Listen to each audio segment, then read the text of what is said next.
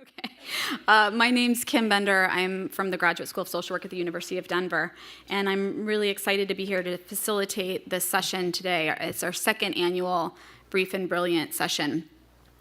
I'm going to introduce a little bit of background on this.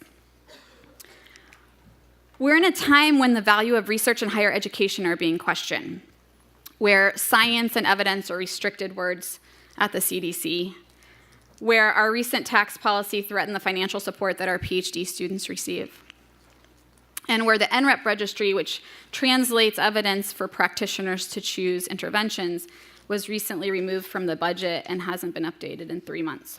So in short, social work research is being questioned for its value, and in some cases it's being dismissed.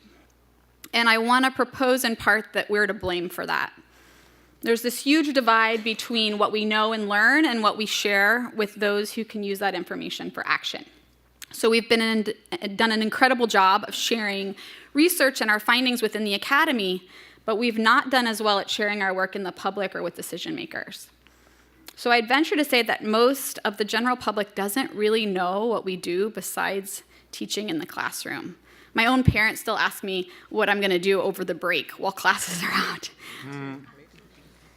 And a national survey by the Pew Research Center found that while 72% of Democrats agree that higher education has a positive impact on the nation, only 36% of Republicans think that, and overall, only 55% of the people in our country see the value of what we're doing.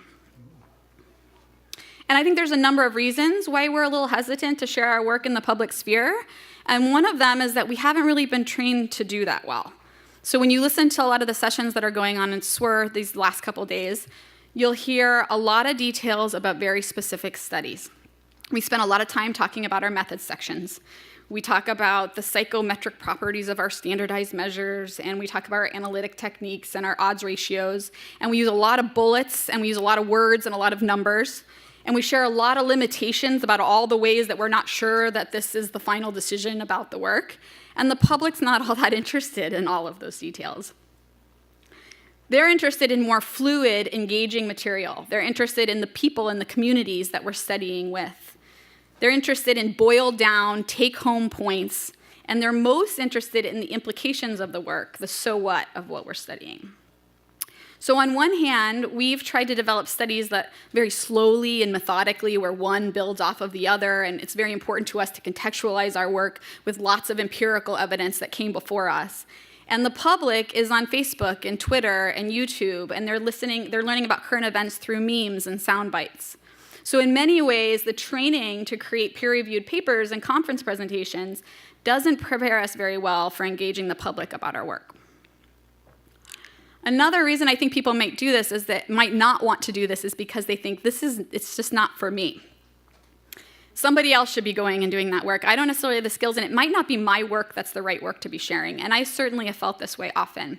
I study a really small population relative to other groups. I study youth who are experiencing homelessness. And I used to think, well, maybe my job is to study them really well, to share that work with other researchers so they could build on that research, and then to develop interventions and test them in order to address their needs. And I kind of reluctantly decided that it was maybe okay that most people didn't care about the population that I cared about.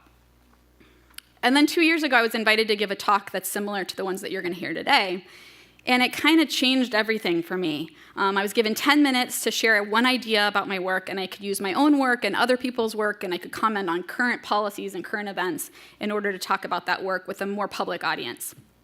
And from that talk, afterwards, I just elicited this incredible connection to administrators out in the community, people in schools, other colleagues from across campus who are interested in the ideas, and so it opened up my opportunities to collaborate with people because I'd made my work more accessible to them. And I received one email that really stuck with me, and I saved it in my personal box on my email because I was like, I want to hang on to this for someday. And it was from an associate professor from Russian, which could not be more removed from what I study. And he shared this really nice message about having attended my talk, and at the end he said, it really made me think. And I was like, wow, there's not like a better compliment that you can get as a scholar, right? That you've like helped someone expand their way of thinking about a population or a community that you really care about. And I realized for the first time, maybe it's my job to make other people care about the topic that I'm studying. And by creating care and interest in the community, maybe I create more public support for the progressive social policies that I care about, or the programs that I think should be implemented. So when we don't share our work more broadly, we not only silence our own voices as researchers and scholars, but we also silence the needs and the power of the communities that we work with. So the information and knowledge that we create may never reach those who vote for a certain social policy or who donate resources for the social causes that we think are important. And it may never reach decision makers who are trying to make informed decisions. Translating our work through social media and popular media and blogs and op-eds and tweets and talks like the one that our colleagues are going to give us today should be vital parts of our work. A good example of this public-facing work is a recent coalition action by the students and alumni and faculty at USC School of Social Work. So in response to an incident at their campus, they have created a coalition and they've created a really clear message that they're putting out through social media, and it's one that I think we can all get behind. And it's in the context of the Me Too movement that's happening all over our country, and it creates an opening for us as social work scholars who care about issues of power and oppression to engage our research and our scholarship into this discussion. There's a few simple ways that we can all start to make our work a little more accessible. You can ban the bullet.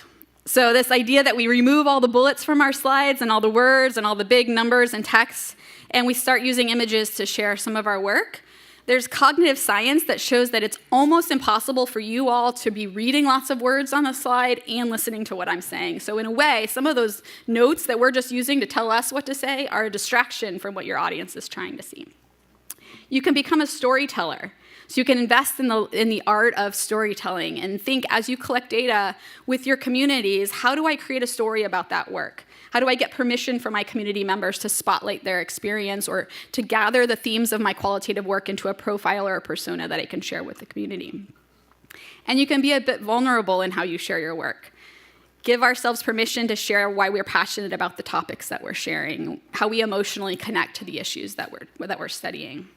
So while this can be really challenging and sort of stretch us as scholars, it's helped me to identify for myself what are the common themes that are running across all my work, and why is it important for people to know about.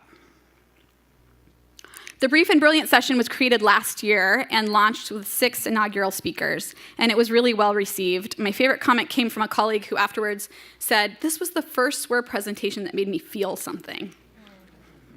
So each person here today was given a task to share one important idea, and it was something that they dreamed for the world, and it's related to the conference theme. And they were encouraged to use the stories and images that represented that idea. We encouraged them to deviate as much as possible from the traditional bulleted slides of specific projects and instead share something of themselves and their passions. This is a challenge that I'm grateful they all accepted. Please join me in welcoming them.